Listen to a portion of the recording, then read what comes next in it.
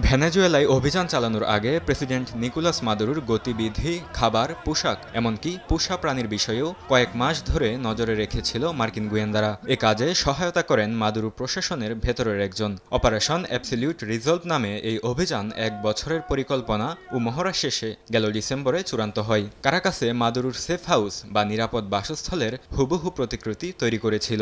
অত্যন্ত সুরক্ষিত সে বাসভবনে কিভাবে প্রবেশ করবেন তার অনুশীলনও চালিয়েছিলেন সেনারা। অভিযানের জন্য ট্রাম্পের চূড়ান্ত নির্দেশ আসে শুক্রবার স্থানীয় সময় রাত 11:15টার দিকে। কয়েকদিনের অবস্থা এবং আবহাওয়া বিবেচনায় অপারেশন শুরু করতে অপেক্ষা করা হয়। মার্কিন জেনারেল ড্যান কেইনের বারাতে বিবিসি জানায়, ক্রিসমাস এবং নিউ ইয়ারের মধ্যেই সব প্রস্তুতি শেষ করেছিল যুক্তরাষ্ট্র। অপেক্ষা ছিল শুধু সবুজ সংকেতের।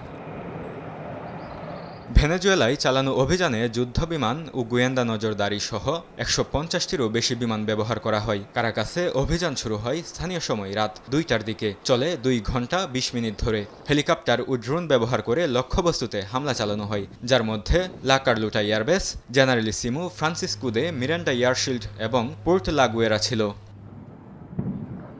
বিবিসি জানায়, ডেল্টা ফোর্সের সদস্যরা মাদুরোর ঘরে প্রবেশ করলে গুলি চালানো হয়। এ সময় মাদুরো নিরাপদ কক্ষে পালানোর চেষ্টা করেন, কিন্তু দ্রুতই ধরা পড়েন। অভিযানের সময় এক মার্কিন সেনা আহত হলেও সবাই নিরাপদে দেশটি ত্যাগ করেন।